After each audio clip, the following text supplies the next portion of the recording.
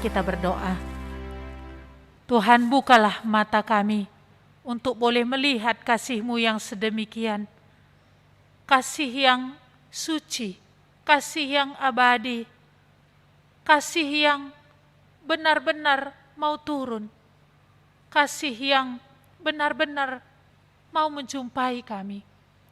Tuhan, kami sungguh rindu supaya lewat kebenaran firman-Mu pagi hari ini, biarlah Roh-Mu bekerja dengan leluasa di tengah-tengah kami, baik di sini dan juga di rumah umat-Mu masing-masing yang ikut ibadah pada pagi hari ini, supaya semakin kami melihat betapa tinggi, betapa luas, betapa lebar dan betapa dalam kasih-Mu itu bagi kami, sehingga benar-benar Tuhan, kami boleh menundukkan diri sepenuhnya kepada Engkau.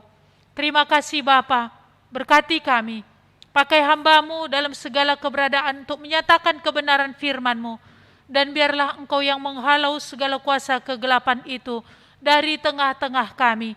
Terpujilah Engkau Tuhan, dalam nama Yesus Kristus kami berdoa. Amin. Selamat pagi untuk kita semua. Iya. Selamat pagi untuk saudara-saudari yang ada di rumah. Kita akan belajar pagi hari ini dari kitab Lukas 19 ayat 1 sampai 10.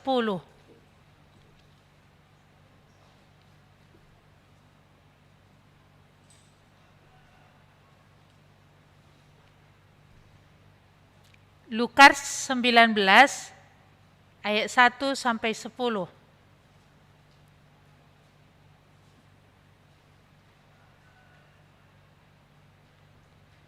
Apakah semua punya Alkitab? Silahkan ambil di belakang yang tidak punya Alkitab.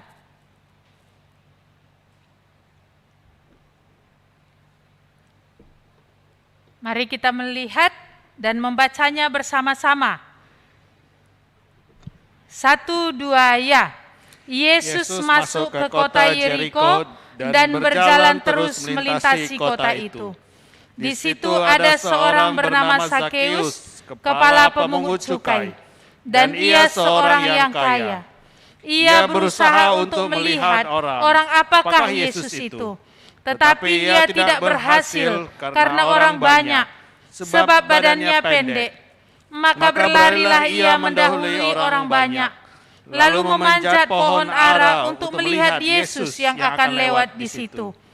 Ketika Yesus sampai ke tempat itu, ia melihat ke atas dan berkata, "Zakeus, segeralah turun, sebab hari ini aku harus menumpang di rumahmu."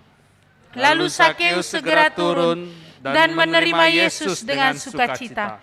Tetapi semua orang yang melihat hal itu bersungut-sungut, katanya, "Ia menumpang di rumah orang berdosa." Tetapi Zakeus berdiri dan berkata kepada Tuhan, "Tuhan, setengah dari milikku akan kuberikan kepada orang miskin, dan sekiranya ada sesuatu yang kuperas dari seseorang, akan kukembalikan 4 kali lipat." Kata Yesus kepadanya, "Hari ini telah terjadi keselamatan kepada rumah ini, karena orang ini pun anak Abraham. Sebab anak manusia datang untuk mencari dan menyelamatkan yang hilang." Mari kita melihat kertas warta kita. Di sini temanya menemukan yang hilang. Iya. Jika saudara kehilangan barang, apakah saudara akan mencarinya? Iya. Tentu kita akan bilang tergantung ya, yang hilang itu apa? Barangnya mahal atau murah? Iya. Kalau murahnya ngapain capek-capek, beli aja yang baru. Iya. Tapi kalau itu mahal, iya. Misalkan berlian gitu ya. Gimana kalau untuk wanita? Kalau untuk yang pria apa ya? Dompet gitu ya. Isinya kartu-kartu yang penting dan juga uang. Uangnya sih bisa dicari, ngurus untuk kartunya itu yang lebih sulit. Nah, ini kira-kira gimana? Pasti ada usaha ya. yang akan kita lakukan untuk boleh mencari sampai menemukan. Iya. Cara berpikir yang membedakan mahal murah, layak tidak layak, suka tidak suka, tanpa disadari menjadi tolak ukur dalam masyarakat untuk menilai segala sesuatu. Iya, demikian halnya terlihat jelas pada kasus Sakeus pemungut cukai ini. Iya. Ini kami ini masih udah di sesuatu saya tidak tahu. Iya. Nah, kita masuk kepada pertanyaan pertama. Bagaimanakah sikap penduduk kota Jeriko terhadap Sakeus ini? Kalau kita lihat ya, di ayat yang ke-7, tetapi semua orang yang melihat hal itu bersungut-sungut katanya, ia menumpang di rumah orang berdosa. Kita tentu sudah sangat tahu ya siapa Sakeus ini. Lewat apa yang dia kerjakan. Dikatakan di sini dia kepala pemungut cukai yang mengabdi kepada penjajah, kaki tangan penjajah. Iya. Pajak yang dibebankan oleh penjajah tentu sudah memberatkan bagi orang Israel. Ditambah para pemungut cukai meraup kekayaan dari sana dengan membebankan lebih besar lagi. Iya, maka memang kalau pemungut cukai itu dibenci oleh orang-orang Israel. Bahkan mereka dipandang jahat. Dikatakan orang berdosa. Iya, maka pandangan orang-orang Israel terhadap Sakeus ini tadi seperti apa? Ini orang jahat. Ini orang berdosa. Kenapa? Karena sikapnya, karena perbuatannya yang tidak memiliki belas kasihan. Yang mementingkan diri sendiri, memeras orang-orang. Iya. Tetapi dengan begini kita melihat bahwa orang-orang Israel ini sudah membuat kotak-kotak. Yang kayak gini nih yang berdosa ini. Makanya banyak juga merasa apa ya, yang bunuh itulah dosa besar. Kalau membenci, itu enggak gitu ya. Yang berzina itulah dosa besar. Tapi kalau pikiran kotor, ini enggak. Ada dosanya nyata-nyata semua orang bisa melihat. Tapi ada orang tersembunyi, tidak ada yang tahu. Iya. Hanya dia yang tahu, Tuhan tahu, juga iblis yang tahu. Ada orang yang kasar secara kelihatan keluar. Tetapi banyak juga orang mengumpat di dalam hati, menyumpah-nyumpahi orang. Kapan kau gak kena petir ya? Gitu kan? Kapan kau nanti gak celaka ya? Tunggu-tunggunya kapan orang itu akan mengalami nasib sial, begitulah kira-kira. Ada orang memang terang-terangan marahnya, ada enggak? Bahkan dia berdoa kepada Tuhan, kutuk dia Tuhan katanya. Jadi kalau Sakeus ini tadi terang-terangan semua kota bisa melihat perbuatannya. Maka pandangan orang apa? Oh ini orang berdosa. Dengan begini ini orang berdosa, telunjuknya sama si Sakeus. Iya. Mari kita melihat, padahal di dalam kitab Roma apa kata Tuhan? Roma 3:23, semua kita hafal ya. Semua orang telah berbuat dosa, telah kehilangan kemuliaan Allah, semua orang tanpa terkecuali. Entahkah itu orang Yahudi yang kental dalam seluruh ibadahnya, ataukah orang Yunani yang pada masa itu dipandang sebagai penyembah berhala, di hadapan Tuhan sama. Sama kayak mana? Dosa itu berkuasa. Memang pada masa yang ditulis oleh Paulus itu, sekalipun orang-orang Yahudi giat dalam ibadahnya, tetapi mengingini juga di dalam hati. Walaupun mereka tidak terang-terangan seperti Sakeus dalam merampas, mereka juga merampas janda-janda. Itu untuk imam-imam loh dibilang.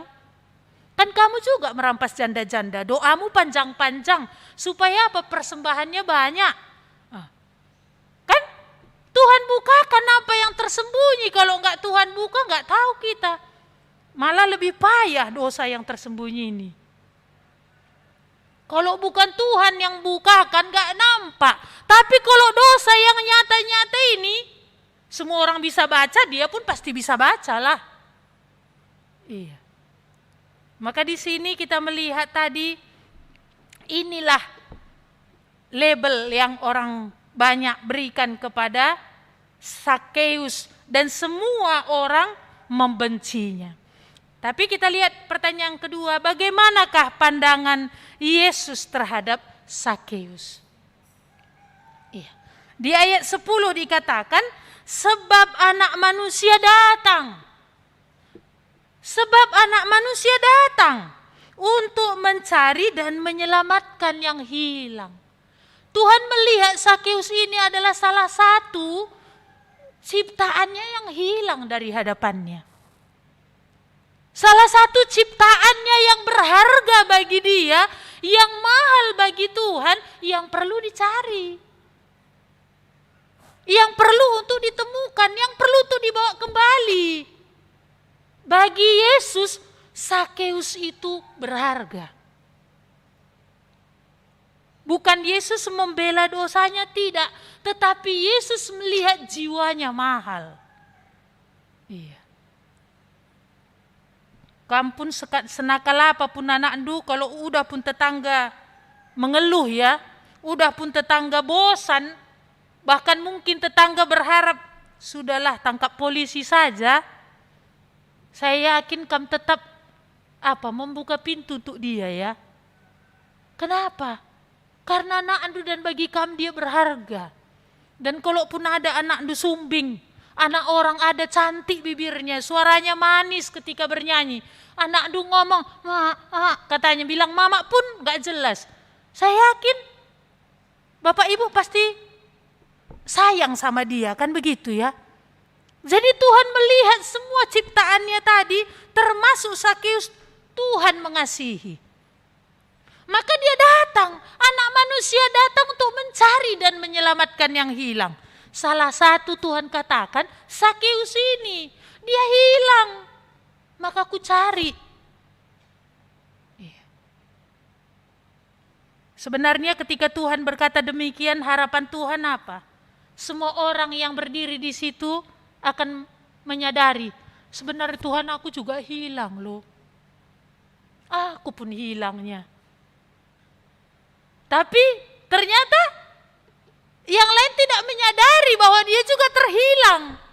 Dengan dia menunjukkan telunjuknya kepada Sakeus, dengan melihat dosa Sakeus selalu lebih besar daripada dirinya, bukankah itu juga menunjukkan bahwa dia terhilang? Dia tidak melihat akan keberadaan dirinya. Maka di sini tadi kita melihat, sebab anak manusia datang untuk mencari dan menyelamatkan yang hilang. Di sini juga menjadi penghiburan yang besar ya. Inilah juga bulan-bulan ini kita akan merayakan Natal. Kita diingatkan Tuhan datang dari surga. Punya misi khusus. Tuhan meninggalkan segala kemuliaannya, punya tujuan yang penting. Yaitu apa? Untuk mencari dan menyelamatkan yang hilang. Adakah orang tidak hilang dari hadapan Tuhan? Kalau menurut Roma 3:23 ini tadi, tidak ada manusia yang tidak hilang. Semua manusia sudah berjalan menurut keinginannya sendiri. Tidak ada lagi yang berjalan menurut apa yang Tuhan kehendaki. Dari mulanya Tuhan menciptakan manusia adalah untuk kemuliaannya. Bagi dia. Tetapi manusia tadi bagaimana akhirnya? Dia hidup bagi dirinya. Bahkan ada yang total hidup bagi kegelapan. Sepenuhnya memberi dirinya kepada kegelapan. Ya, ada yang berkata kepada saya, saya kemarin itu memang belajarnya di Banten itu untuk ilmu kebal. Saya sudah ikuti beberapa aturan di dalamnya. Jadi dukun itu bilang, kalau nanti lewat ular jangan takut. Lewat harimau nggak usah takut karena mereka di hutan. Jadi benar, abang lihat harimau, benar. Nggak diapa-apainya abang, enggak. Ular pun lewat-lewat, nggak diapa-apainya juga, enggak. Tapi ketika tahap terakhir, kami harus dipancung. 2 temanku dipancung nggak koyak. Yang ketiga dipancung koyak. Aku harusnya keempat, aku bilang nggak jadi. Nanti koyak ini bahaya. Dengan itu dia berpikir apa? Berarti nggak sah ilmu kebal tadi. Tanpa dia sadari, sebenarnya hidupnya dibawa semakin hancur. Karena aku nggak sampai kepada tahap terakhir itu. Iya. Ini tipuan tadi. Terhilang. Karena dia mencari supaya dia dihormati, dia mencari pada kegelapan. Dan ketika dia berpikir nggak sampai tahap terakhir itu, dia berpikir aman-aman saja. Padahal sebenarnya gelap itu membawa dia kepada kehancuran.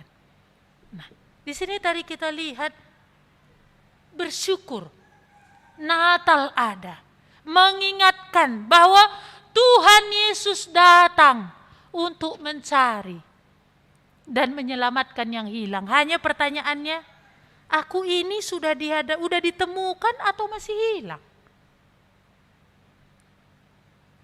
Atau aku melarikan diri terus dari hadapan Tuhan kah? Iya. Kita melihat pertanyaan yang kedua. Bagian yang kedua. Bagaimanakah sikap Yesus terhadap Sakeus?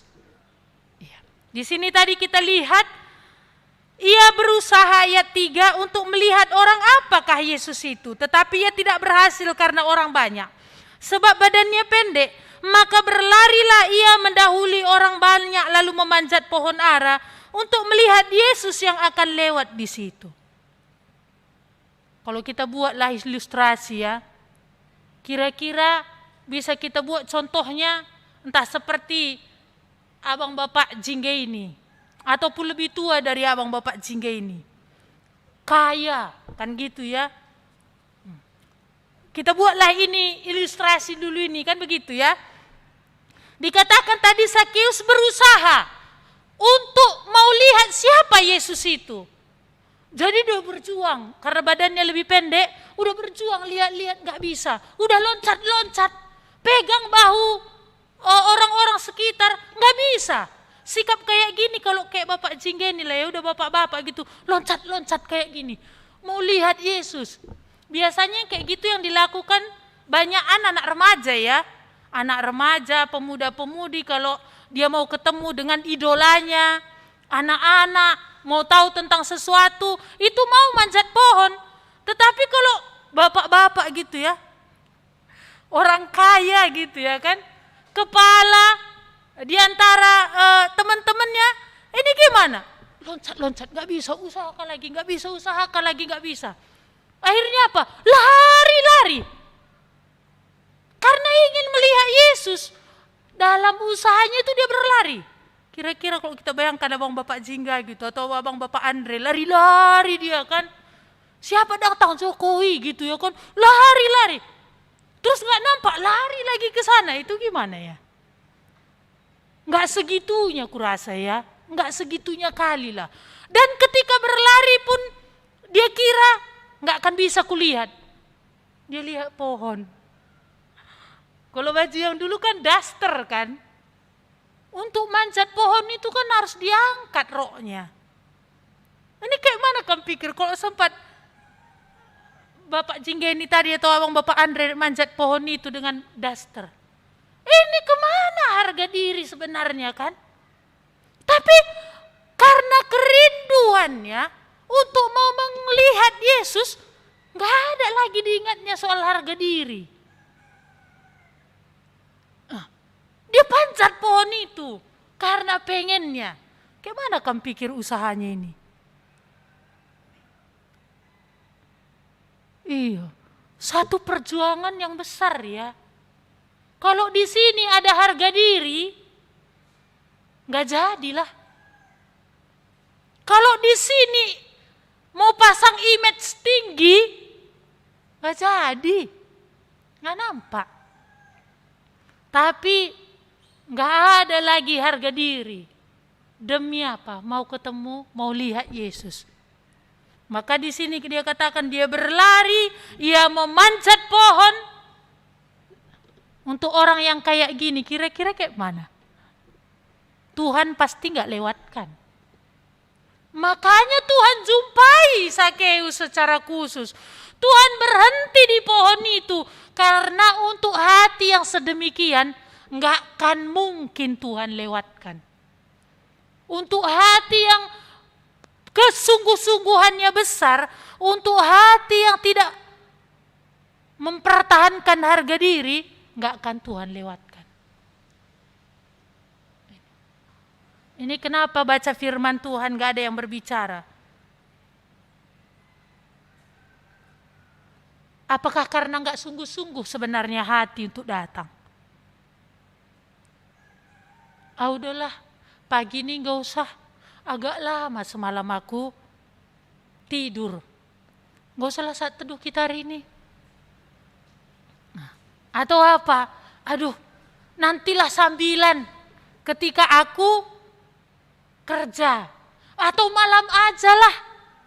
Kayaknya kalau untuk baca firman Tuhan itu kapan saja bisa kok. Beda dengan Sakeus ini ya. Ada nggak perjuangan kita seperti ini? Kalau seperti ini nggak mungkin nggak Tuhan jumpai. Kenapa Tuhan nggak ngomong-ngomong? Kenapa Tuhan nggak berbicara-berbicara?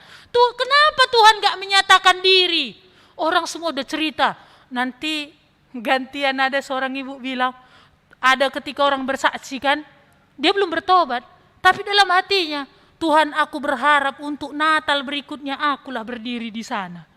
Inilah doanya, padahal tahun itu dia belum bertobat. Tapi aku berharap aku akan di sana. Betul. Tahun berikutnya itu memang Tuhan jumpai. Karena itu sudah menjadi kerinduannya.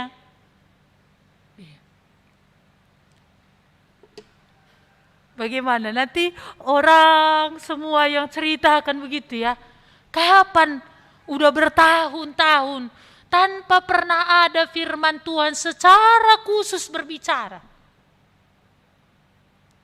Gak ada Tuhan ngomong. Ini kan sebenarnya harusnya menjadi ratapan ya. Apakah karena memang hati kita yang gak serius? Kalau kita lihat tadi bagaimana Sakeus ini tadi di ayat 5 dikatakan, ketika Yesus sampai ke tempat itu, ia melihat ke atas dan berkata, Sakeus, aku harus menumpang di rumahmu. Ini Tuhan bilang ya, Tuhan jumpai dia, Tuhan nyatakan dirinya. Ketika Tuhan menyatakan dirinya, kita melihat tadi bagaimana Sakeus.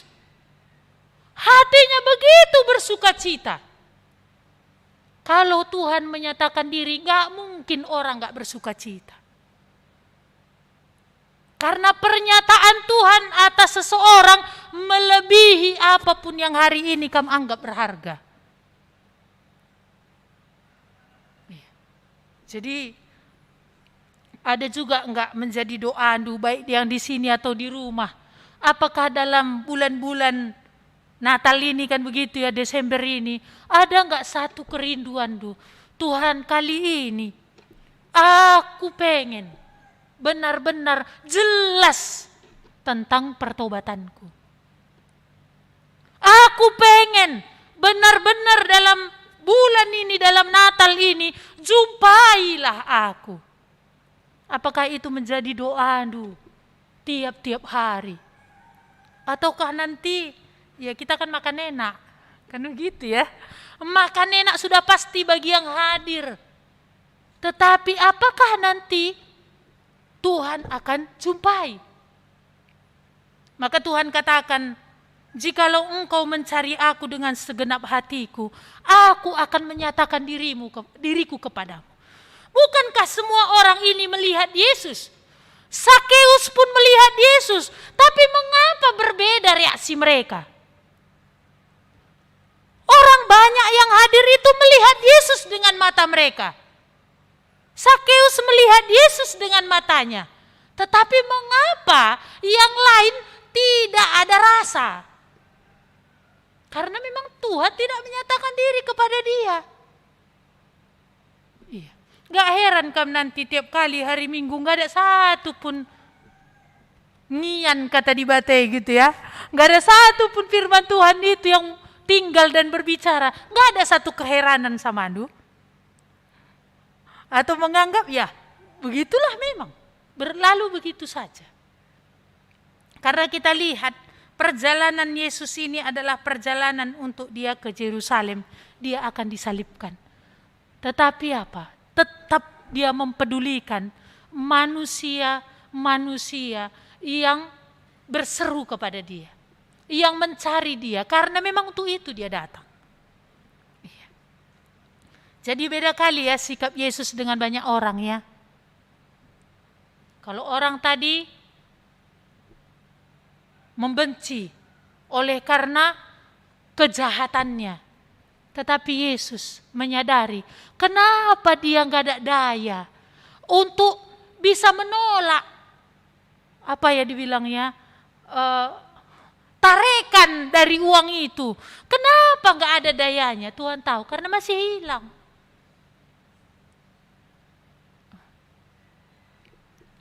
Iya. Mari kita melihat pertanyaan yang ketiga ini aplikasi. Sakeus menerima Yesus dengan penuh sukacita dan ada perubahan yang terjadi di dalam dirinya. Dia rela melepas apa yang menjadi nomor satu dalam hidupnya setelah ia menerima Yesus di rumahnya. Apa yang menjadi nomor satu dalam hidup Sakeus selama ini? Uang. Dia diikat oleh uang.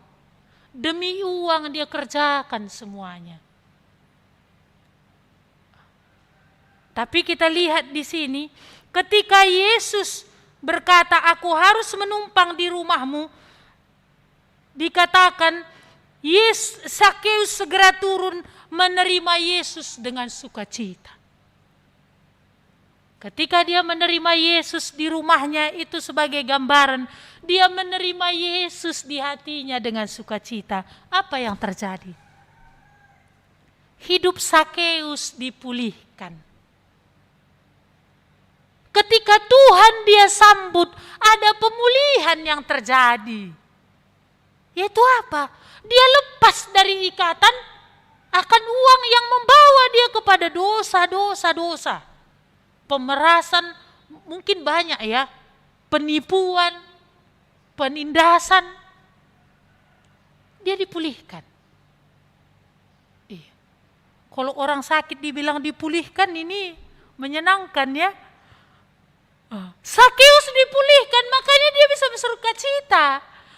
Kenapa dia dipulihkan? Karena dia menyambut Yesus di dalam hatinya. Iya. Maka, apakah saudara sudah menerima Yesus sebagai Tuhan dan Juru Selamat saudara? Apakah sudah terjadi pemulihan itu dalam hidup saudara? Pertobatan yang sejati pasti ada perubahan. Menerima Yesus dengan sungguh-sungguh pasti ada perubahan. Sakeus jelas nampak bahwa apa? Pertobatannya itu sejati. Maka apa? Ketika orang banyak bersungut-sungut, protes waktu Yesus ada di rumah Sakeus. Mereka merasa nggak cocok Yesus ini ke sini. Tapi mereka juga nggak nyambut Yesus. Kalau memang mereka merasa akulah yang cocok, kenapa mereka tidak menyambut Yesus? Sakeus nggak cocok.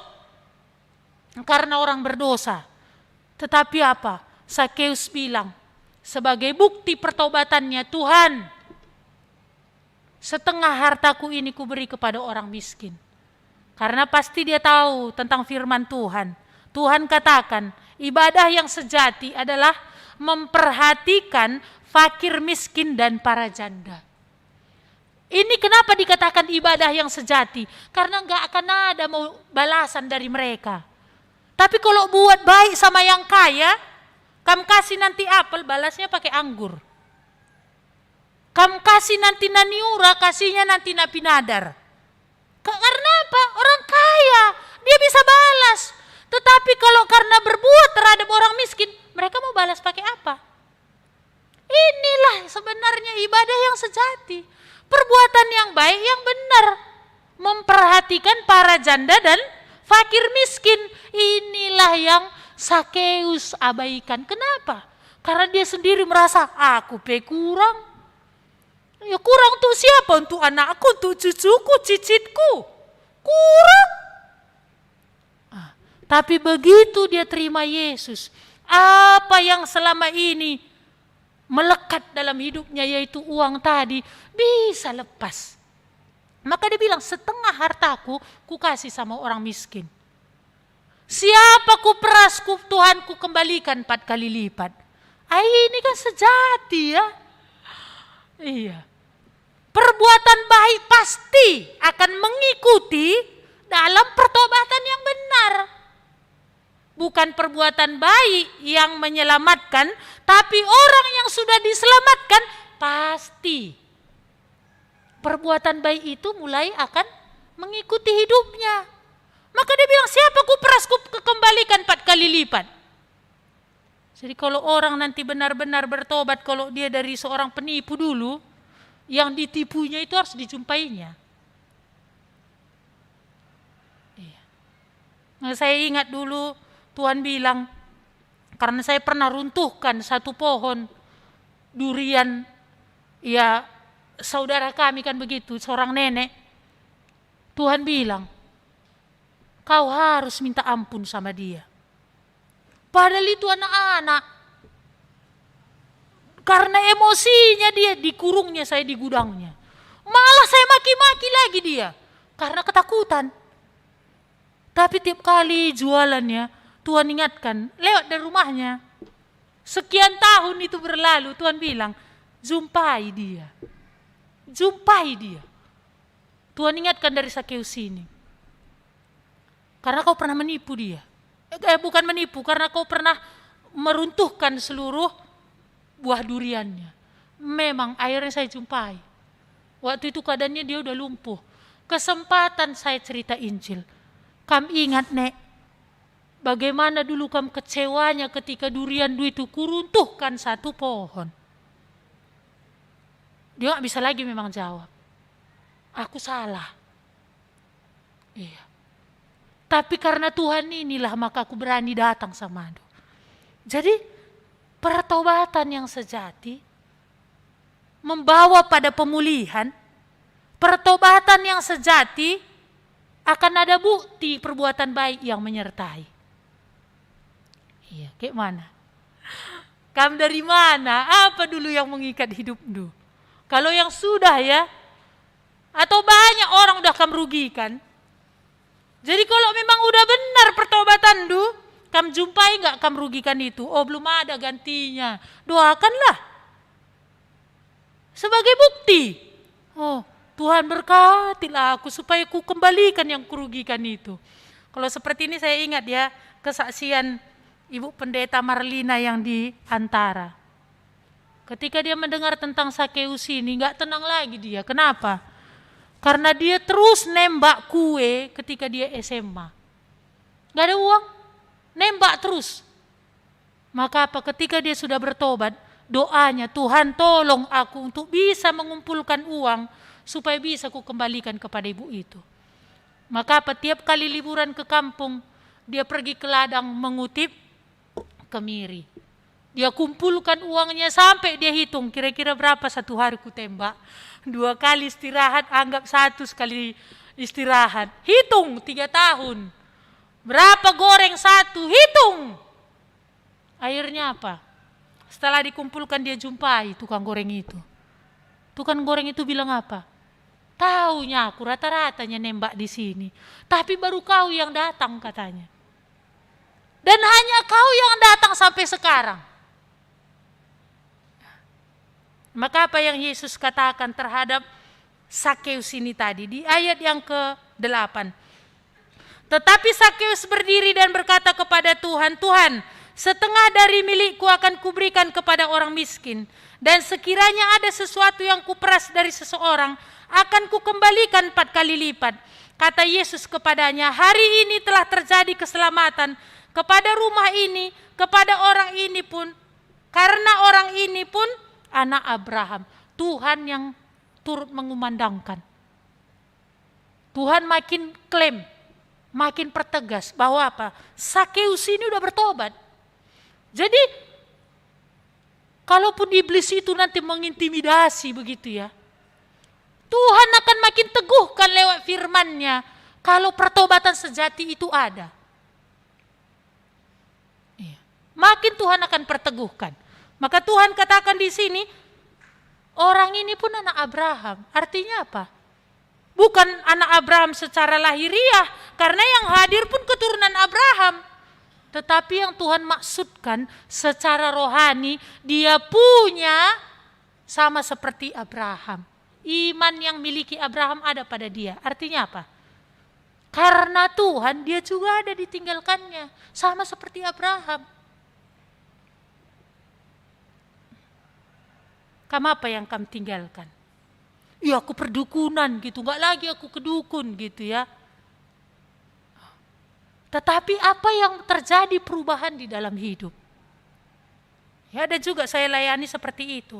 Semenjak aku gereja di sini, 4 tahun yang lalu, enggak lagi aku pernah kedukun. Kalau dulu gereja, aku pulang gereja, mau juga aku kedukun.